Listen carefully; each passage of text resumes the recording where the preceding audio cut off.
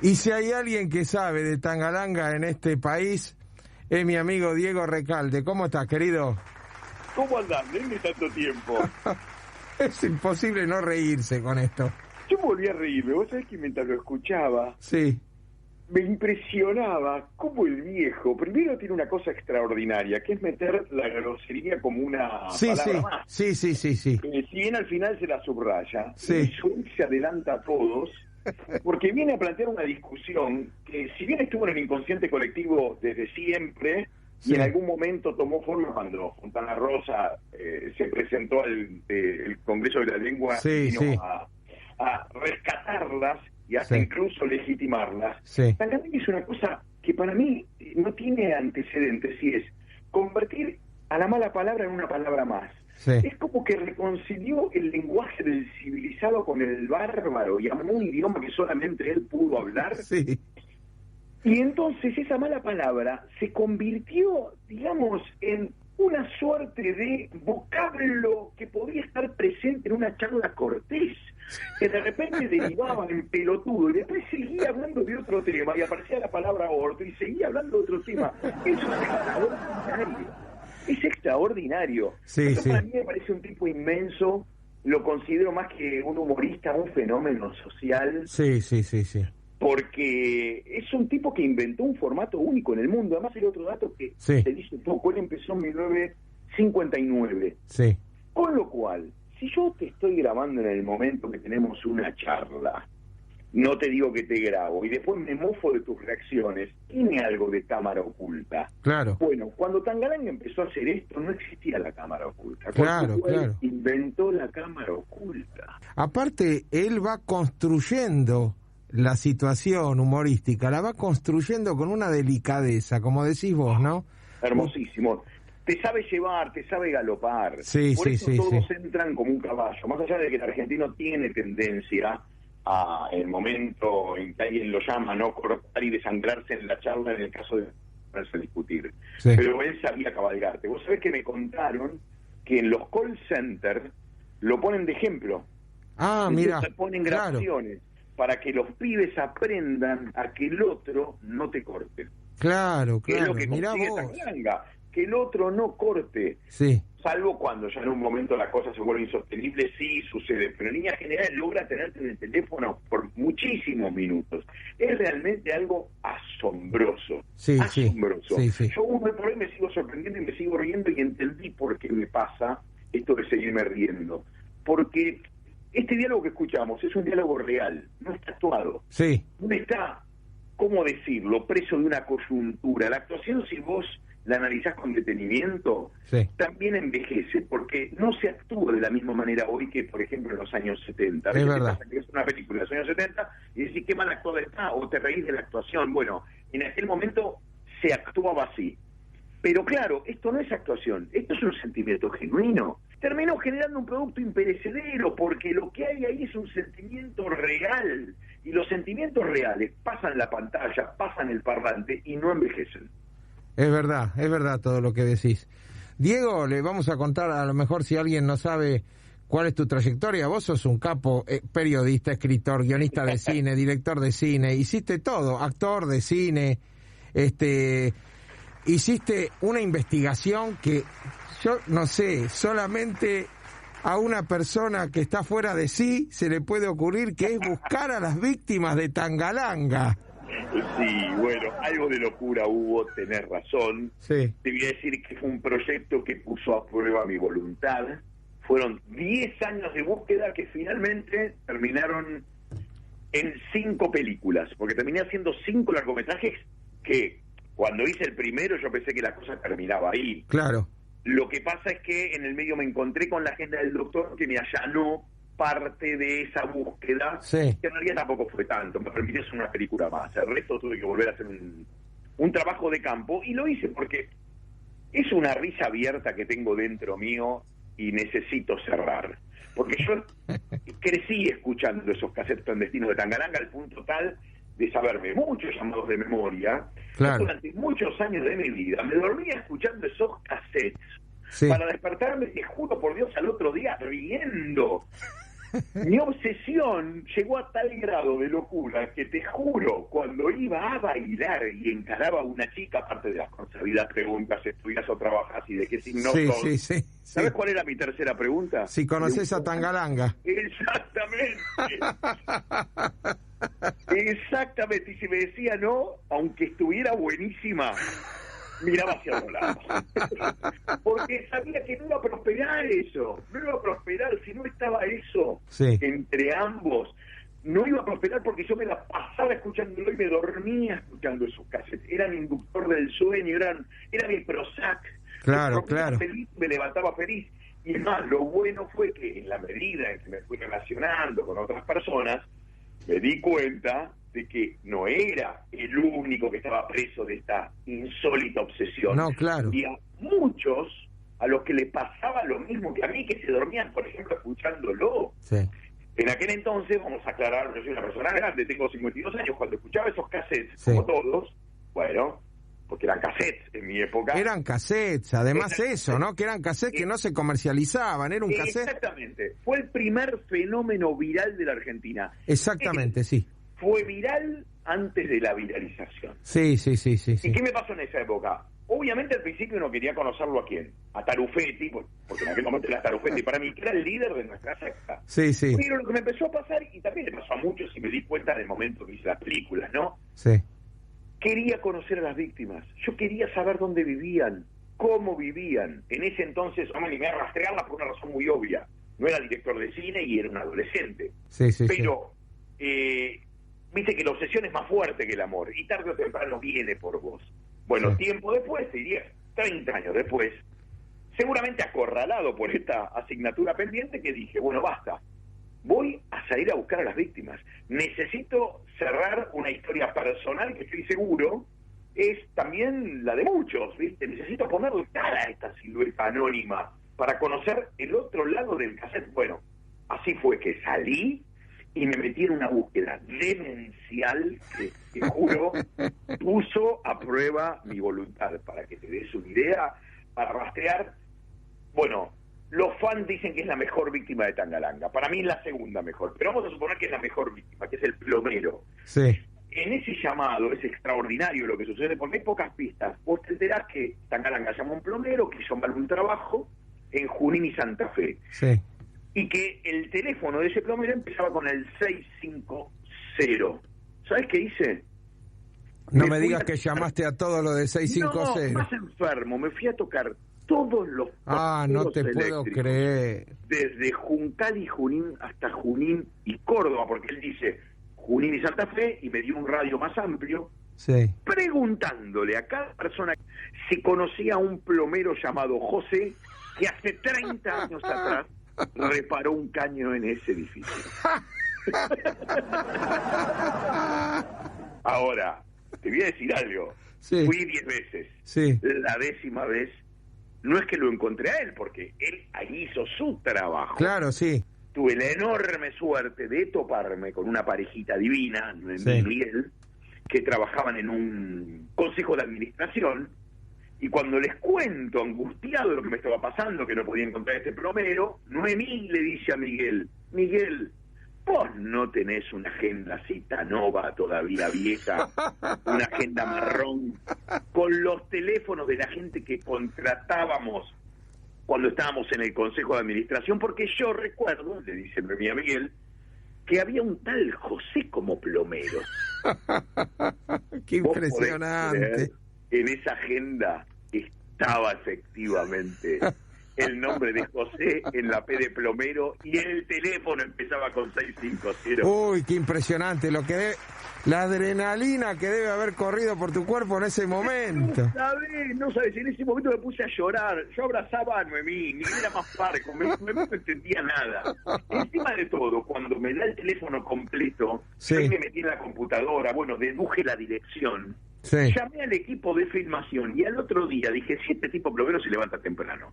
Le caí a las 7 de la mañana en la casa, le toqué el timbre, me acuerdo que estaba con el cámara, el asistente y el sonidista, para contarle que lo venía buscando hace años y que yo consideraba que él era un inmortal. Y él me preguntó con los ojos para afuera por qué le estaba diciendo semejante disparate. Y le dije, ¿sabés qué pasa, José? Esa charla circuló a niveles que vos ni te imaginás. Y acá, para que eso sucediera, hacían falta dos personas. El victimario, es decir, Tangaranga, y la víctima. Claro. Sin víctima no hubiese existido esa charla maravillosa que vos nos legaste para siempre. Claro. Tangaranga se fue, se murió, por lo tanto es un inmortal. Pero vos aún hoy estando vivo, sos un inmortal. O vas a alcanzar la inmortalidad.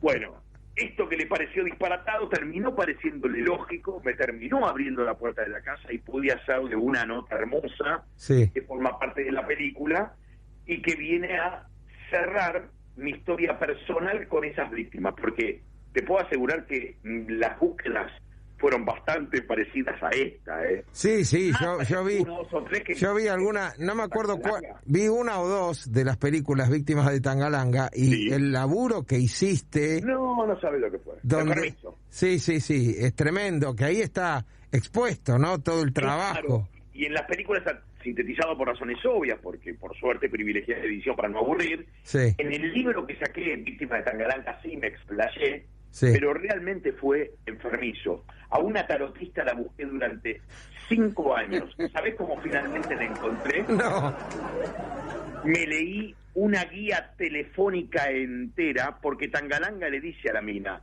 ¿su teléfono es 652-9005? Sí, bueno. Ese teléfono a mí no me daba ninguna dirección, evidentemente le habían dado de baja. sí, Como no aparecía por ningún lado la dirección de ese teléfono, pedí un día en la Biblioteca Nacional una guía telefónica de Lomas del Mirador que tenía. no te Imagínate puedo la cantidad creer. de páginas, Sí. y me la leí casi entera porque el apellido de esta señora no empezaba con la A. Entonces buscaba con una lupa ese teléfono en esa guía para ver a qué dirección correspondía. Encontré la dirección y me fui a verla inmediatamente. Claro. La mina le había dado de baja el teléfono porque Tangalanga, al dejarlo en la grabación, Claro. lo que logró que mucha gente también la llamara a ella y la volviera loca. Entonces le tuvo que dar de baja. Qué fenómeno, por favor.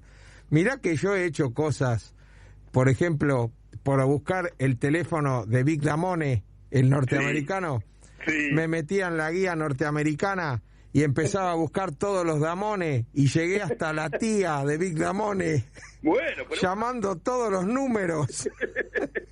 Pero vos excediste todo lo que cualquier persona puede hacer en este mundo. Fue una tortura china. Estuve exactamente 6 días leyendo la Biblia no, perdón, me lo he fallido, la guía. Y Sí, más o menos, lo leíste como si Sí, fuera la más o menos. Biblia. Exactamente, durante 6 días hasta que el séptimo, bueno, se hizo la luz, y cuando encontré el teléfono me mandé con el equipo de filmación a la casa de esta mina, porque ahí estaba la dirección, no al lado Claro. del teléfono. Pero estuve 8, imagínate lo que es, 8 horas por día leer una guía telefónica. No, es enfermante, sí, es Tenía enfermante. los ojos en momentos chiquititos. No, es que además me imagino que en algún momento debes haber sentido el temor de pasarlo de largo y tener que leer toda la guía de nuevo, ¿no? Eso, vos sabés que yo también lo tuve, pero estaba muy concentrado y lo hacía lentamente. Alguna columna que dejaba de estar concentrado volvía a leer. Claro, para no... Por eso tardé tanto en leer esta guía telefónica, ¿no? Fue enloquecedor. Pero vos dijiste algo muy lindo al principio. La adrenalina que Sí. me generaba cada hallazgo, Sí, amigo, era un orgasmo. sí, Y se me generó también, yo creo, una suerte de adicción a la búsqueda. claro. Porque claro. después terminé haciendo películas parecidas.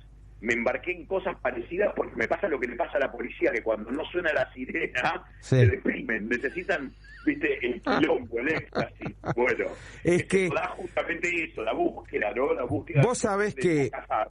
En otro orden, vos sabés que yo soy coleccionista de Sinatra, de Sí, música. He comprado afiches, Jorge, increíble. Que Sí, estoy sí. Bueno, la cuestión es que yo le he preguntado muchas veces a los coleccionistas, ¿cuál es el mejor momento de la búsqueda? ¿Es cuando tenés la pieza, cuando la tenés en tu casa, cuando la pagás? No, es cuando la encontrás. En el momento en que vos estás revisando y encontrás algo que vos decís, uy, qué groso esto, además con cara de póker para que el tipo no te cobre el doble, ¿no? Claro. Todo un juego. Ahí ese momento tiene una adrenalina y después se vuelve adictivo por esa adrenalina que aparece. Exactamente, diste en la tecla. Es eso. Mira, un gran entrenador del deseo es el álbum de figuritas. Claro. Porque vos estás desesperado por encontrar la más difícil. Por eso, cuando llenás un álbum, te metes en otro álbum. Claro, porque la verdad que lo que te dio ese momento lo querés replicar en forma permanente. Y yo en ese sentido creo que hay algo también de álbum de figuritas cuando uno sale a buscar algo que no está por ningún lado. Sí. Y es una forma también de recuperar esa sensación maravillosa que sentimos en la niñez cuando logramos que en el paquete nos salga la más difícil. Claro, claro, totalmente. ¿Vos cómo lo conociste a Tangalanga? Mira, yo con Tangalanga tuve una relación, te diría, nula casi. Mira. Porque Tangalanga en realidad apareció en mi vida una vez. Un amigo mío dice que me lo señaló y que era él, y siempre me quedó la duda. Y sí, efectivamente, un día me lo encuentro yo mismo, cuando solo en la calle Corrientes. Sí. Él estaba en un kiosco comprando un agua tónica y la voz era inconfundible. Entonces claro. le digo, vos sos Tangalanga, y me mira, asustado, porque obviamente tenía que quería meterle un saque porque había sido víctima de su broma. Sí. No era el caso, se dio cuenta que no, entonces se aflojó y empezamos a charlamos de muchas cosas, de la tarotista de la que te hablé, porque yo estaba fascinado con ese llamado. Sí. Y es más, me quedaron algunas frases. Yo me acuerdo que le dije que tenía ese personaje, ¿no? Le dije, una candidez provinciana que me subyugó, y él me dijo, pibe, ¿qué pasa? ¿Te la querés garchar? La figura poética sobrecargada de que Vos sabés que a veces, cuando yo cuento que hace 27 años que hago la trasnoche, Tangalanga me hubiera dicho, ¿cómo progresaste en la vida, pibe? Qué frase hiriente ese que le dice al peluquero, Tremendo. Dice, hace 25 años que estoy cortando el pelo en Parque Patricios. Y él le dice, ¿cómo progresaste en la vida? Qué hija de puta. Bueno, porque yo creo, él era un Dr. Jekyll y Mr. Hyde. Sí, ¿no? Octado, claro. Gran tipo, al punto tal de regalarle a un amigo una casa cuando no tenía dónde ir, regalarle, comprársela, Sí. No prestarle una casa propia. Sí. Muy generoso. Sí. O, sin ir más lejos, por ejemplo, en Navidad y Nochebuena y también en Año Nuevo, llegar tarde al encuentro familiar porque se iba a un hospital a alegrar a la gente. Qué bárbaro. Entonces, sí, tenía ese costado y por otro lado tenía este otro costado que era el, Mr. Hyde, que cuando llamaba por teléfono experimentaba un enorme placer haciendo sufrir al otro. Sí. Por otro lado, sin sufrimiento, esa obra que él generó no hubiera tenido la misma potencia que tiene gracias a que el otro está sufriendo de verdad. Claro, obviamente. ¿Viste? Es el costo que hay que pagar y es el efecto colateral necesario para que esa obra finalmente termine siendo una obra de arte, porque hay llamados que son verdaderas obras de arte. Sí. Entonces, él tenía ese costado, pero bueno, es como Picasso, ¿viste? Que dicen que Picasso, por ejemplo, hacía sufrir a sus amantes para después pintarla llorando, y ese cuadro que después vos ves, sí, te emociona, te llega al alma. Si ves el camino para llegar a ese cuadro, y posiblemente deje de gustarte, sí, o te haga un poco de ruido. Sí, Yo sí. quiero quedarme con la obra, Sí. no tanto con el recorrido para que eso suceda. Sí. Y de esa forma, puedo seguir hoy por hoy gozándolo, porque realmente hoy pusiste un llamado y volví a reírme, y yo cada vez que escucho el plomero de Junín y Santa Fe vuelvo a reírme, incluso uso frases del llamado para hablar con mi mujer. Claro. Por ejemplo, hay una frase emblemática que él tiene con la tarotista, cuando él le dice que los enanos tienen una pija enorme. En una charla Cortés le dice eso. Sí. Cortés. Sí. Y la mina le dice, sí, estoy enterada, son deformes. Entonces, cuando yo le cuento a mi mujer algo que ella sabe, sí, mi mujer me dice, sí, estoy enterada, son deformes. Ya que no parte de nuestro idioma, es el código. Claro. Eso se lo debo a la víctima y se lo debo al doctor, que nos ha legado frases que sí sirven para hablar de otras situaciones por las que pasamos en la vida. Sí. Mira, sin ir más lejos, yo me acuerdo que en la adolescencia, cuando lograba agacharme una mina, Sí. me acuerdo que cuando me preguntaban, ¿qué tal te fue? Y yo les decía, mira, la verdad me fue muy bien. Me hice unos vaos de cachufleta. Y vaos de cachufleta forma parte de un llamado que tiene Tangalanga con un tenor al que le recomienda. Sí, sí, me que acuerdo para estar bien de la perfectamente. voz se haga unos vaos de cachufleta. Entonces, a mí me servía esa imagen para decirle a mis amigos que efectivamente esa noche había tenido sexo. Me hice unos vaos de cachufleta. Ya está, no hay que decir más nada. Por eso había quedado claro que me había ido muy bien. Fin. Entonces, el tipo, en cierta forma, nos legó un idioma maravilloso que me permitió hablar a mí de situaciones de vida de otra manera, de una manera más divertida, más descomprimida, más relajada. Y además me enseñó algo más, motivo por el cual yo le estoy enormemente agradecido, Jorge, y es: nadie merece el castigo de ser tomado en serio. Y eso lo aprendí de Tangalanga. Yo por eso Qué me juro bueno. de todos, todas y todes. Sí, sí. A nadie me tomo en serio, porque además creo que nadie merece el castigo de ser tomado en serio. Lo Sí. peor que te puede pasar en la vida, salvo que seas un psicópata o psicótico, es que te crean. Lo mejor es que te tomen de manera relajada y se rían con vos y te pidan cada vez menos para vos estar menos exigido. Sí, sí, tal cual, tal cual, tal cual. Es un logro eso, que la gente entienda que vos no siempre hablas en serio, que vos te la pasás boludeando gran parte del tiempo. Exactamente. Eso es como cuando yo digo, me meto en Facebook y me dice, ¿qué estás pensando? ¿Y qué pregunta? Yo la mayor parte del tiempo estoy pensando pelotudeces. Claro, y a veces ni siquiera, y además, vos pensás algo que a los 5 minutos pensás lo contrario. Totalmente, No hay que tomarse totalmente. tan en serio el pensamiento, no hay que tomarse tan en serio nada, hay que tratar de disfrutar lo más posible, y eso yo te lo puedo asegurar, fue Tangalanga en mi vida. Claro. Por suerte me agarró en el mejor momento, que fue la adolescencia. Claro, Porque si me hubiera agarrado en otra época, quizás no lo hubiera entendido. Me agarró el momento de formación. Mirá, la juventud del 70 se crió escuchando los cassettes clandestinos de Perón. Claro. En cambio, los jóvenes del 80 crecimos escuchando los cassettes clandestinos de Tangalanga. Una generación, la del 70, se tomó en serio el llamado de la historia. En Sí. cambio, nosotros nos reímos del llamado y de la historia. sí, sí, sí, tal cual. Así que yo, en lo personal, estoy muy agradecido de haber nacido en los 80. Claro. Me atravesó una persona que me hizo mucho bien, Sí. que me dejó realmente una enseñanza de vida, y por eso yo le estoy tan agradecido y lo sigo reivindicando, y hoy por hoy me siguen dando orgullo estas películas, porque siento también que es mi agradecimiento, aparte de mi declaración Sí, de amor, sí, ¿no? tal cual, sí. Mi agradecimiento a un tipo que me hizo tanto bien, tanto bien.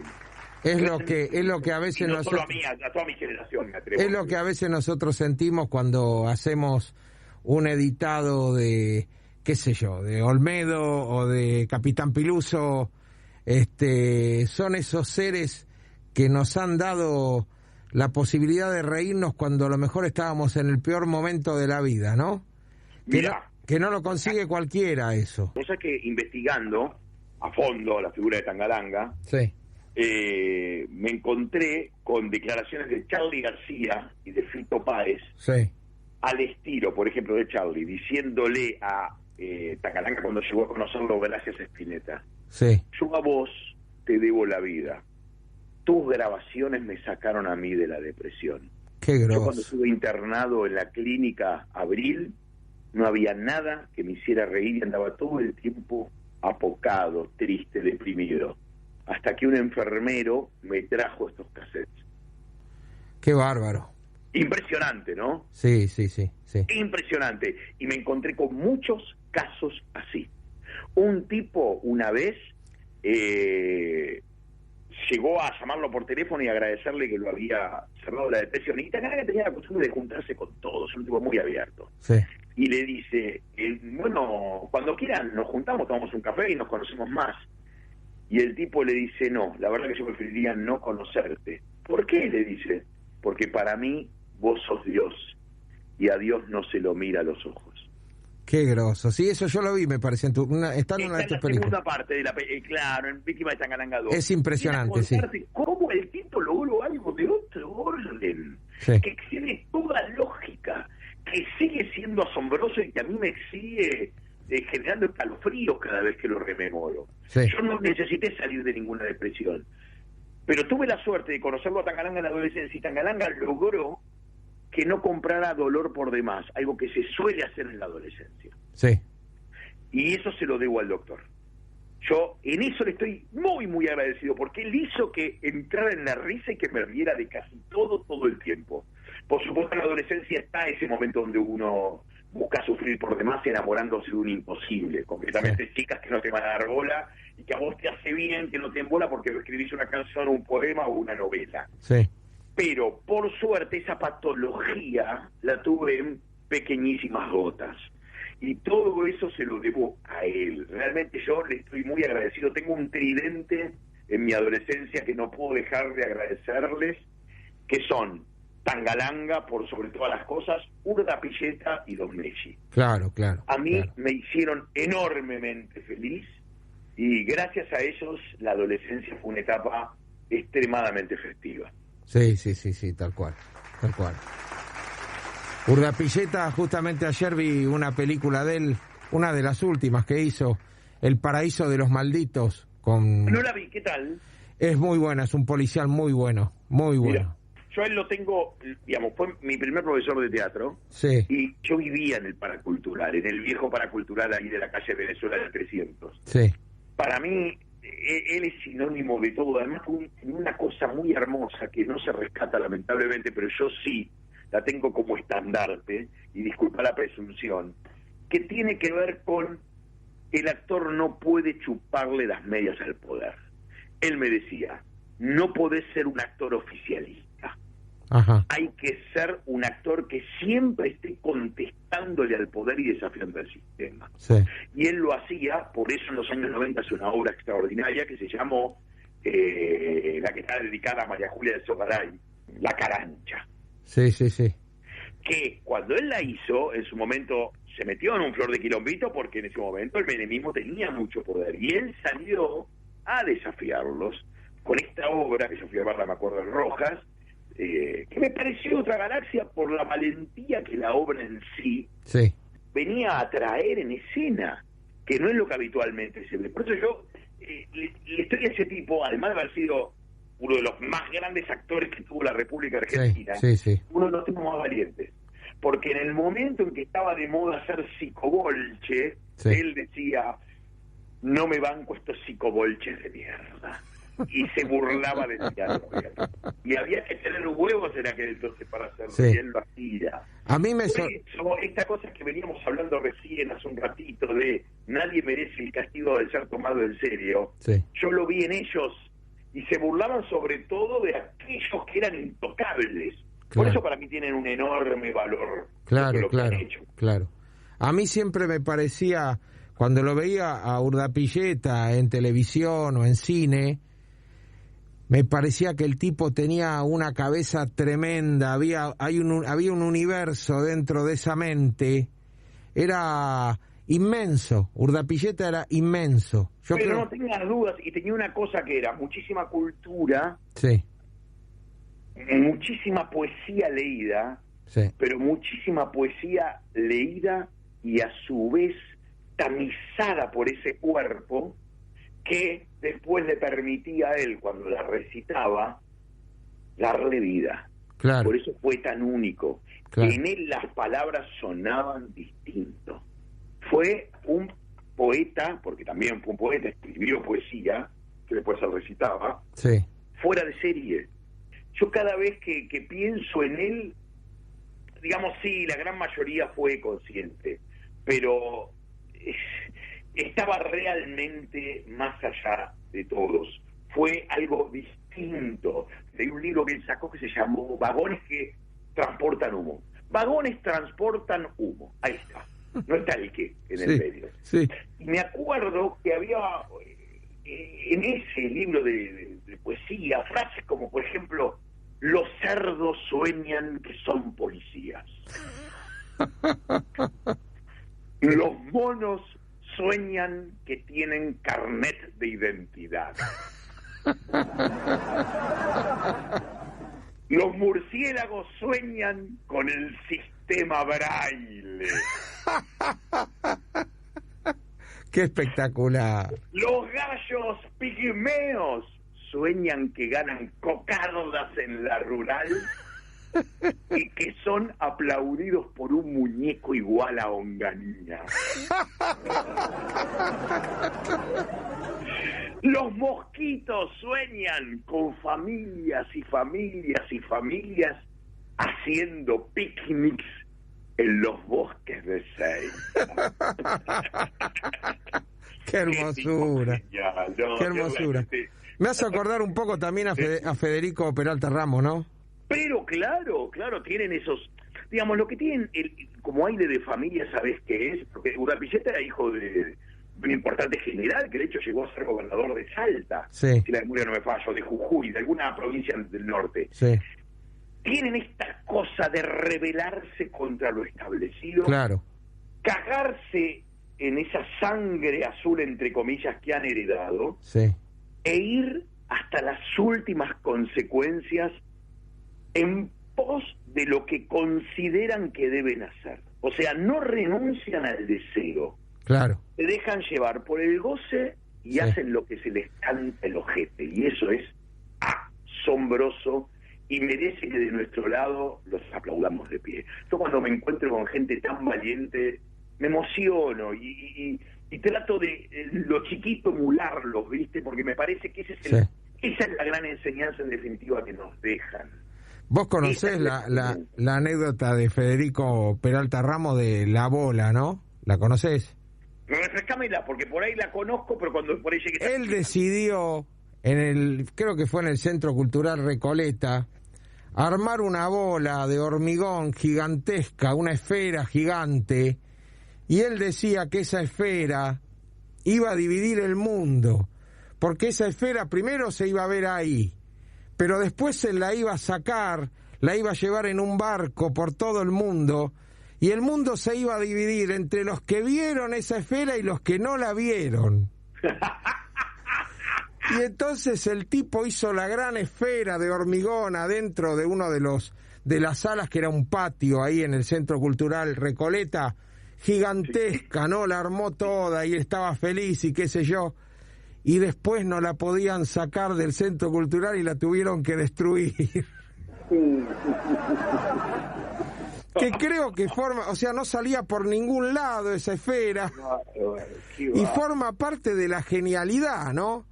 Claro, y quizás él la pensó para eso, Sí. sabiendo que no la iban a poder sacar, Sí. y decidió gastarnos una broma, burlarse de nosotros, haciendo toda esta cosa que vos contaste de que en realidad había sido concebida para dividir al mundo en dos, en los que habían visto la esfera y no la habían visto. Una vez el hermano se agarraba la cabeza, lo llamaban por teléfono, le decían: por favor, su hermano dejó una vaca acá en el Centro Cultural, que alguien venga a retirarla. A mí esos tipos me gustan, ¿sabes por qué? Porque como diría Foucault, es una frase muy linda, y a mí me acompaña como concepto de vida, dice: convulsionar lo ordinariamente oxidado. Sí.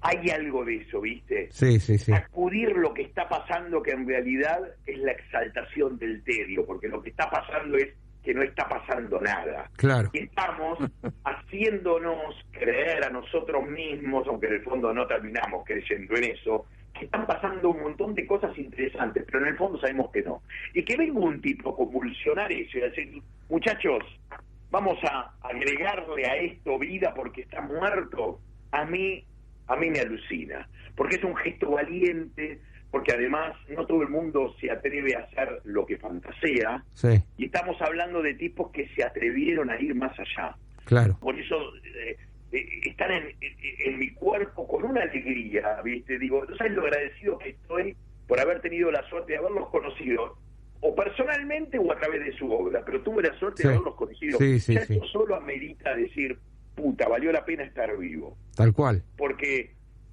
pude despertar sensaciones en mi cuerpo que de otra manera no se hubieran despertado. Claro. El otro día pensaba, vos sabés que el otro día pensaba, es un pensamiento loco, ¿no? Pero Sí. pensaba, qué cagada morirse, me voy a perder cientos de años de películas que no voy a poder ver. Qué lindo. Pero es hermoso, Jorge. Es emocionante, es hermoso. Acá la gente me conoce como Marcelo, porque vos sabés que soy Jorge Marcelo, pero en Sí. general, como mi padre se llamaba Jorge, todo el mundo me decía Marcelo. Ah, perdón. Y cuando yo me puse a vender en Mercado Libre, creo que nos conocimos por eso, ¿no? Claro, exactamente. Ahí figuraba como Jorge porque ellos te tomaban el primer nombre. Ah, mira. Entonces, perdón. Bueno, No, por favor. Marcelo. Sí. Esto que vos decís es hermoso, porque también sabes que viene a contarme el amor que tenés por la vida.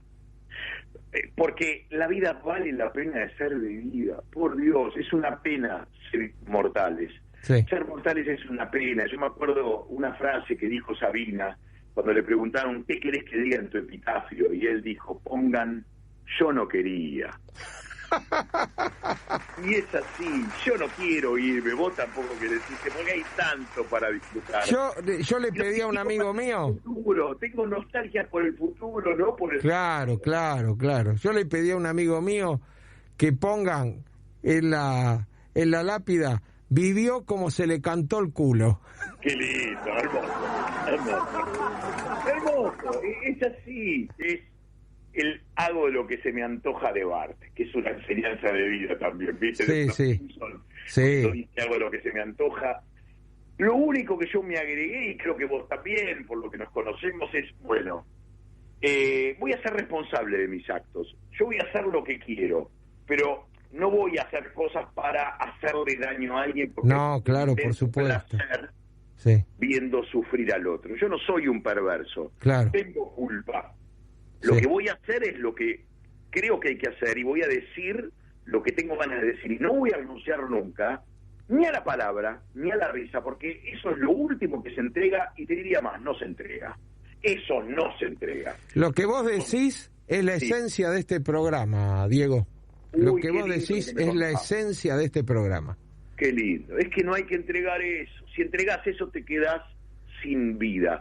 Hay una frase muy linda también de Hamlet cuando le dice Horacio, te voy a dar todo lo que me pidas, excepto mi vida. Claro. Y eso es una enseñanza de vida. Sí. Eso no se entrega. No hay que dárselo ni a un líder, no hay que dárselo a nadie. Uno tiene que siempre ponderar por encima de todo la voz propia. Sí. La voz propia es lo que nos permite acostarnos con una sonrisa. Y yo no voy a entregar ni la palabra ni la risa y voy a decir siempre lo que pienso, aunque a otro le pueda molestar. Pero bueno, como decía, creo que el creador de la revista francesa, Charles Hebdo, decía, todos tenemos derecho a ofender. Y todos tienen derecho a sentirse ofendidos.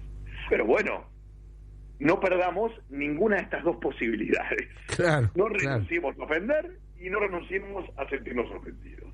Aunque yo preferiría, digamos, cada vez sentirme menos ofendido y tornar la vida en joda, ¿no? Porque sí, totalmente. Si no quiere decir que no estoy entendiendo nada. Sí. A veces pasa, vos recién hablabas de tratar de no hacerle daño a los demás. Yo siempre digo que los buenos y los malos solamente estaban en Titanes en el Ring, ¿no? Claro, exactamente. Que el bueno era siempre bueno y el malo era siempre malo. Exactamente. En la vida a lo mejor uno trata de hacer el bien y termina haciéndole daño a alguien y al revés también a veces. Pero claro, somos seres grises, es muy lindo lo que vos decís, porque ese sistema está pensado para la niñez, porque claro, cuando uno es chico, la complejidad del mundo real, angustia, entonces vos no le podés decir a una nena de 5 años, no, es bueno, pero también puede ser un perverso o puede experimentar placer haciendo daño. Y no puede decir, no, este es malo, pero a veces es bueno. Que es lo que suele pasar, porque somos grises. Entonces, para que los chicos no se angustien, bueno, inventamos al bueno y al malo y hacemos una especie de película de Disney. Cuando crecemos, bueno, ya nos damos cuenta que no es así, que el mundo real es más complejo, inabarcable y que hay grises. Eso sí, yo prefiero a los tipos que tiran más hacia el blanco que hacia el negro, digo, en el caso que establezco una definición escolar y peligrosa de el blanco como lo bueno y lo negro como lo malo. Pero si me manejo con ese, si querés, criterio de luz, perdón por el lugar común, te digo, yo prefiero estar con gente que tenga un gris más claro que un gris más oscuro. Claro.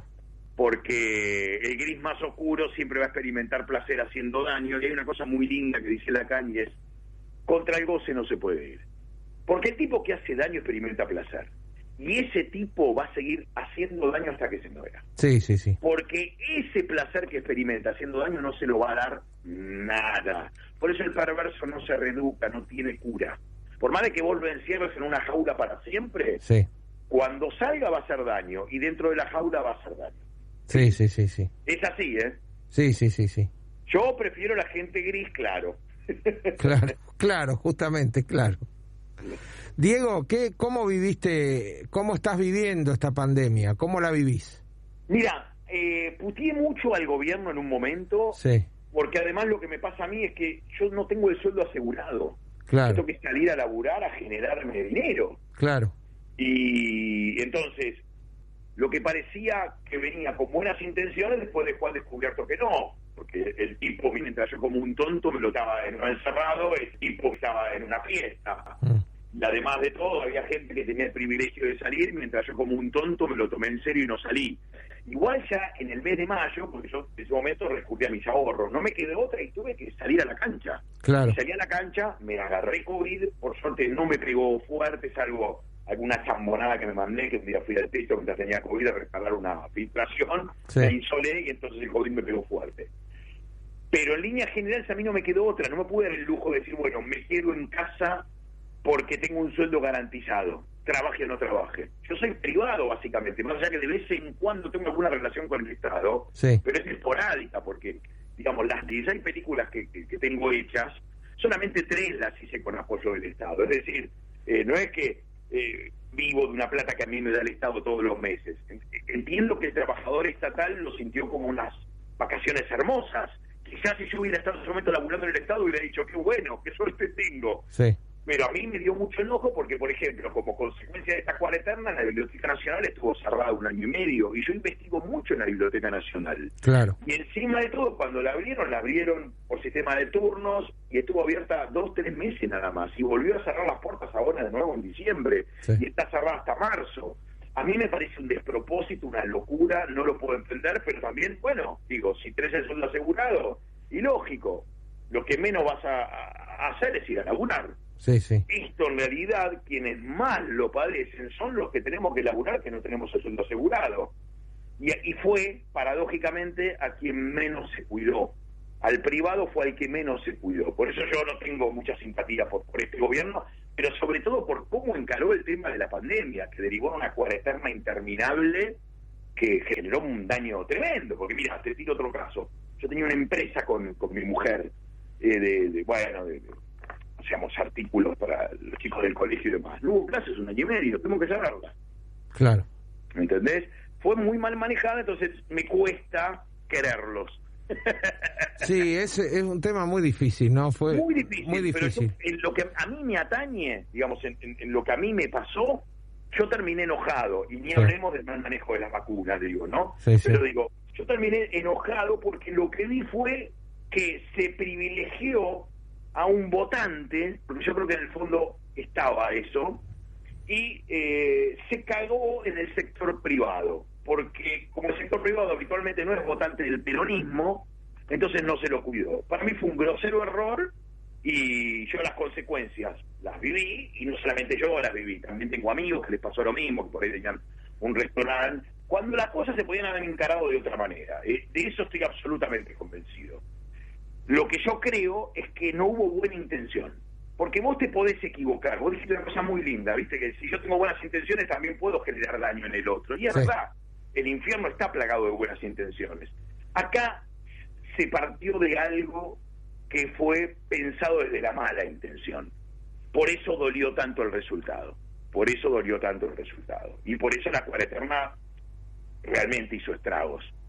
Lo único que tenés que hacer es fijarte cuánto está hoy el salario mínimo y el salario mínimo, porque justamente por haber parado la actividad económica en un país que estaba ya en crisis, porque veníamos de una crisis, y bueno, lamentablemente hubo que imprimir más billetes, y eso va al dólar, y si va al dólar va a la devaluación, y si va a la devaluación terminás cobrando menos, fin. Pero bueno, yo creo que lo que hubo fue mala intención, por eso tengo un enojo, no que me lleva a resentirme porque eso está lejos de mí, pero sí tengo un enojo con este gobierno porque creo que podría haberlas hecho las cosas de otra manera y tomó el camino para mí equivocado. Pero bueno, es para charlarlo en un café largo entendido, ¿no? Sí, sí. Y como verás, tomé las enseñanzas de Urdapilleta. No me callo y digo lo que pienso.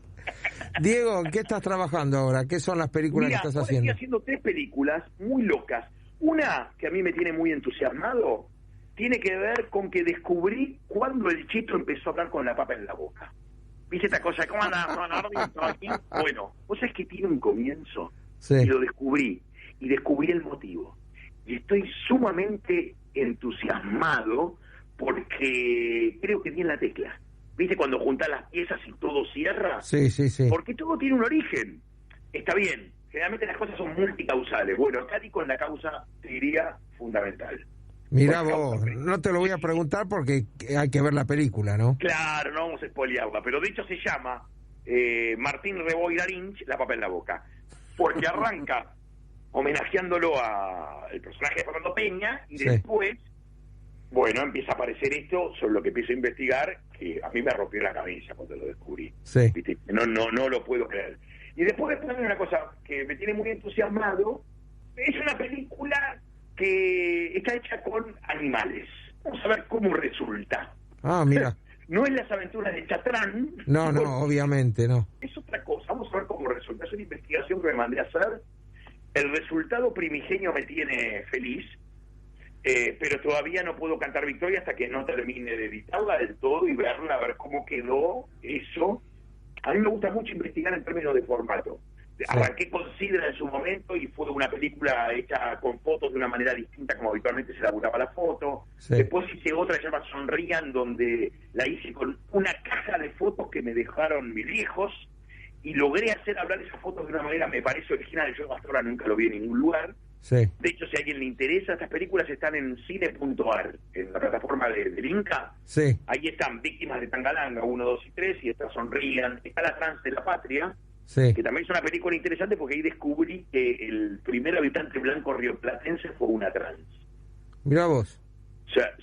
Y fui a verlo a Pacho O'Donnell, fui a verlo a Felipe Piña, porque lo que en un momento parecía disparatado, al final, bueno, parece que fue así nomás. Las pruebas nos permiten afirmar de manera categórica que efectivamente el primer habitante blanco, ni siquiera rioplatense, de América Latina fue una trans. Si quieren ver el desarrollo de esta historia, bueno, está ahí en Cinear, pero sí, estoy con varias cosas a la vez, muy entusiasmado y ver si puedo estrenarla finalmente, por lo menos 2 de las 3 este año. Claro.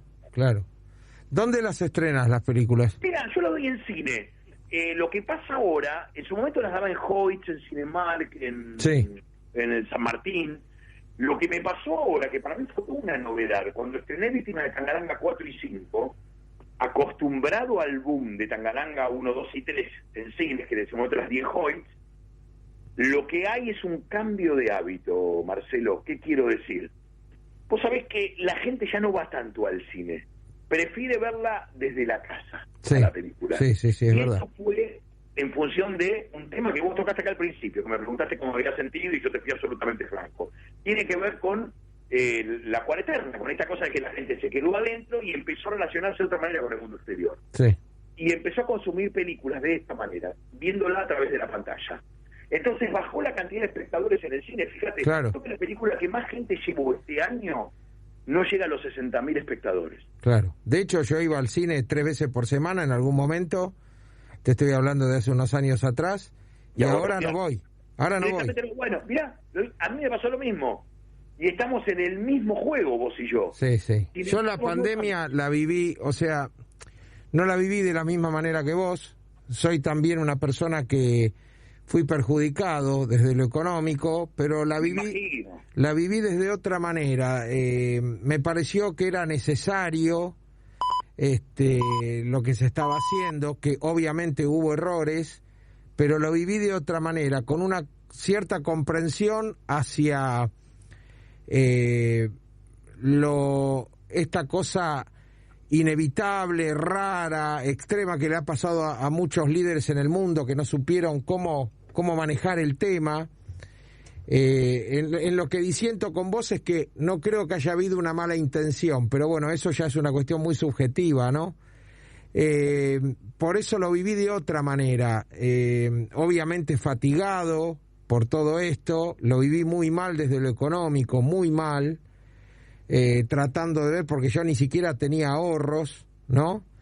Y me imagino que habrá habido problemas con los pagos también a la hora ha habido problemas. Radio, porque la radio no recauda, no hay un mango, este círculo empieza ¿viste? A llegarnos a todos de alguna manera. En realidad ya nosotros en Radio del Plata teníamos problemas ya de antes, ¿no? Desde hace 4 o 5 años atrás. Claro, sí, estaba al tanto del asunto. Porque conozco una chica divina que labura ahí, que es Valeria. Claro.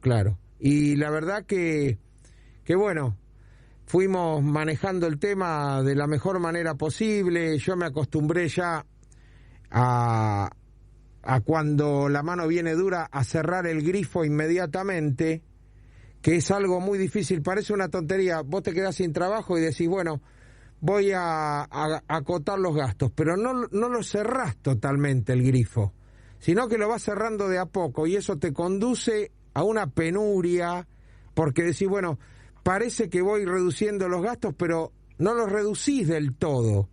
Es porque el mes que viene a lo mejor aparece algo, el mes que viene cobro y usás la tarjeta. No, claro, y entonces se arma un desastre. Una que después va creciendo y es una luz. ¿Sí? Que me pasó en el 2001, que yo perdí todos los trabajos que tenía y de repente me encontré 3 años sin trabajo fijo.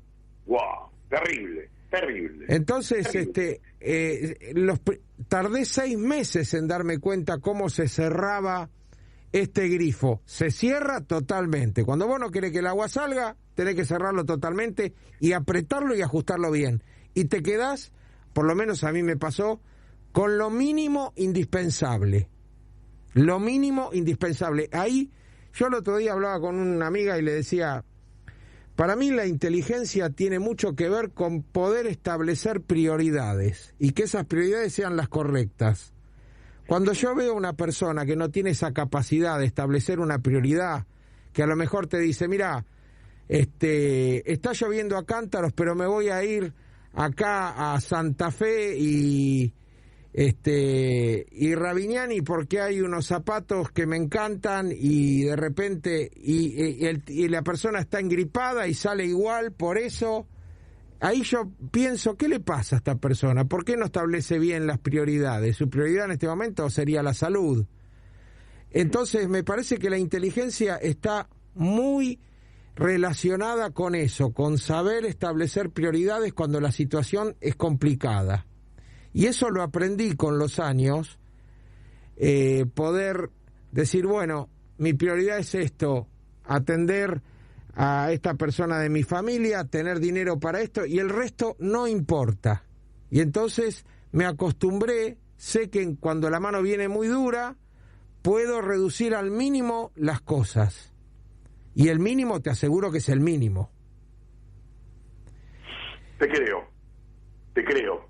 Pasé por una situación parecida, quizás con un colchón que me permitió moverme con un poquito más de amplitud, pero tuve una experiencia parecida, así que tu relato me llegó, y calculo que en este momento le debe haber llegado a todos los oyentes que están del otro lado, porque la gran mayoría deben haber pasado por una experiencia parecida. Sí. Es así.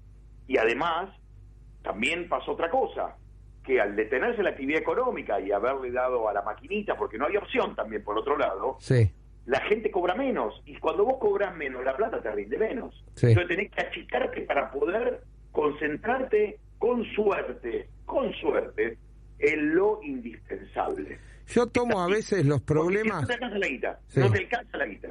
A veces uno puede ver los problemas como algo concreto, una situación concreta, pero casi siempre está la posibilidad de abstraerse y de repente poder ir a un concepto más general de las cosas, y tiene que ver con eso.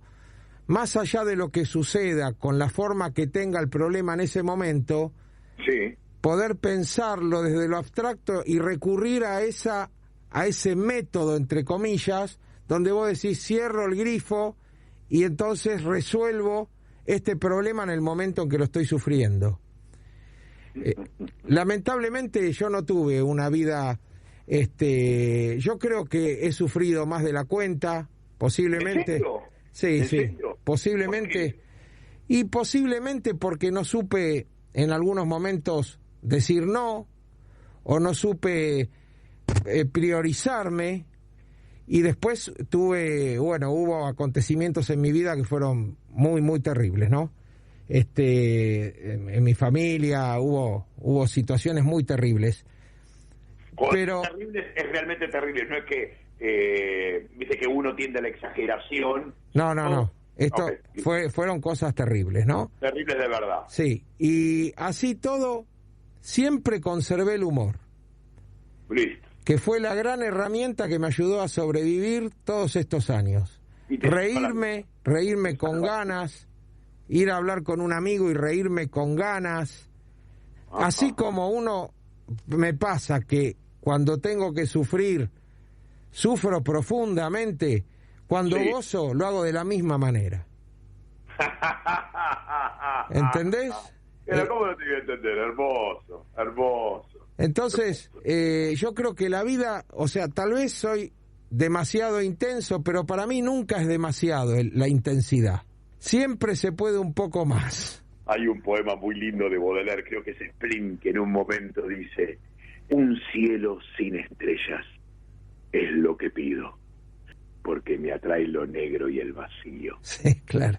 Terrible, ¿eh? Bueno, yo hace muchos años escribí, tengo muchas cosas escritas que creo que, no sé, supongo que nunca publicaré, qué sé yo, supongo. No, nunca renuncie a esa posibilidad, más hoy por hoy que es tan fácil en un punto. Siempre tengo la fantasía de que alguien va a llegar a esos escritos cuando yo no esté y va a ser como con Fernando Pessoa, que va a escribir el libro del desasosiego.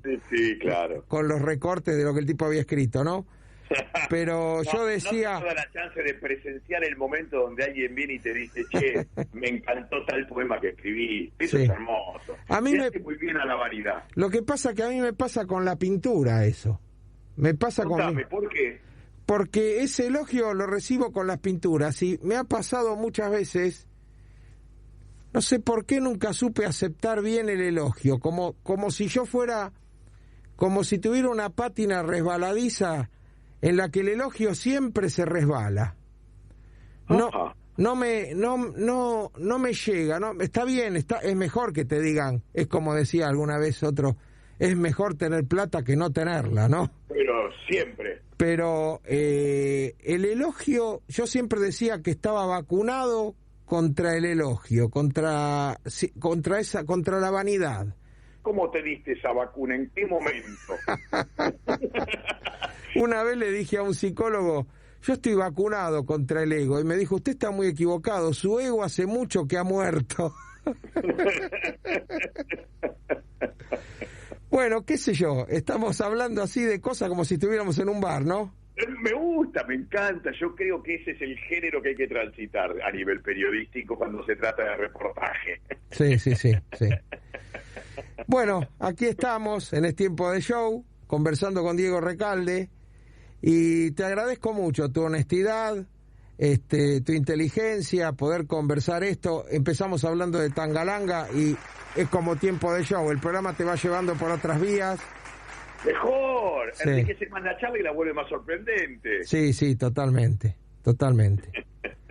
Yo me acuerdo de una frase muy terrible que tenía Pessoa que decía: la basura ajena que se amontona con la lluvia en el zaguán que es mi vida. Es tremendo. Ese libro es tremendo, el libro del desasosiego. Es terrible, es como un ichín, viste que cuando lo abrís siempre encontrás alguna frase Sí. es reveladora, bestial. Yo me acuerdo que en determinados momentos, vuelvo al tema de sentirse uno depresivo, vas al libro del desasosiego, que es como el depresivo extremo, ¿no? Claro, sí, pero es un depresivo que al menos decide hablar de su depresión. Claro, pero además llega un momento que parece que se está burlando de esa depresión, porque yo me acuerdo que en un momento dice, soy un agujero que mira al cielo. Terrible. Y cuando yo llegué a esa frase, cerré el libro y dije, ya está. Me empiezo a reír y disfruto de lo que tengo, incluso de esa depresión. Vivo, uno tiene que aprender a convivir, creo yo, ¿no? Aprender a convivir con ciertas cosas, con ciertos padecimientos, lo pones al costado. Yo me acuerdo que una vez una persona me invitó a un centro donde había charlas donde iban depresivos, y me acuerdo que entré y la primera persona que habló dijo: hoy estoy bien, hoy no pensé en suicidarme. Wow. Dije yo. ¡Oh! Tremendo. Tremendo. Y ahí me di cuenta que yo estaba bien en realidad. Claro, por eso, viste, cuando me dijiste terrible, yo te pregunté, porque con justa razón a veces tendemos a exagerar.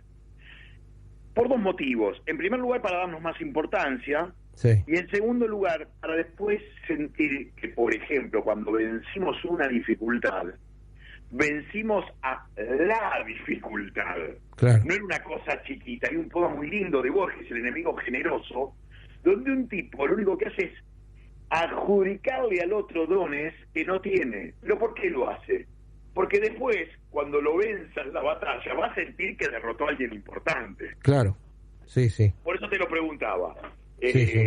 Pero, mira, Pessoa dice, recordar es un descanso porque no es hacer.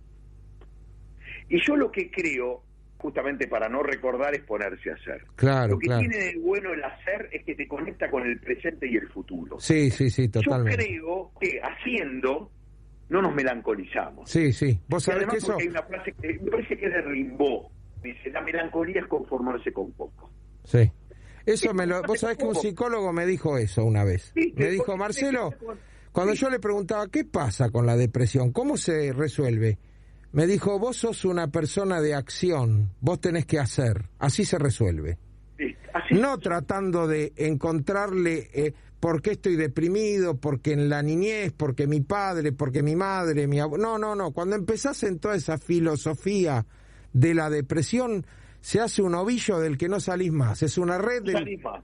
Terminás tejiendo un pullover que encima de todo te resulta abrigado. Sí, claro. Está muy bien lo que te dijo, porque además esto de, bueno, si me melancolizo me quedo viviendo en el pasado. En definitiva habla de un conformismo horrible, porque eso ya no existe más. Y si existe porque lo recordás, pero ya no tiene peso, no tiene sustancia, no está vivo. Sí. Nosotros somos grandes embalsamadores, Sí. porque en definitiva queremos congelar tiempos para que no se mueran. Pero es mucho más sano y además habla mejor de nosotros salir a buscar nuevas sensaciones, hacer, porque de esa manera también le estamos contando a la persona que tenemos al lado que somos insaciables y no nos conformamos con poquito, queremos más sensaciones. ¿Viste como dijiste que te encanta tener sensaciones intensas, ya sea cuando te angustias o cuando te divertís? Sí. Bueno, eso lo obtenés cuando salís a la vida. Claro. Y salir a la vida está emparentada con el hacer, ¿viste? Si no haces, no estás viviendo. Por eso es tan importante hacer. Además es una forma de resistencia. Eso también es algo que nos enseñó la Cuareterna. Si vos hacés, le estás contestando al otro. Si vos te quedás quieto, bueno, le estás dando el gusto al otro, porque te das por vencido. Sí. Cuando estudié Historia de la Cultura decía: el hombre griego es el hombre que piensa, el hombre romano era el hombre que hacía. Bueno, yo soy el hombre romano. Qué lindo, muy lindo. Soy Había eso. esa distinción, es muy linda, ¿eh? Sí, muy sí. interesante, muy interesante. Hay que ser griegos y romanos, pensar pero Sí, hacer.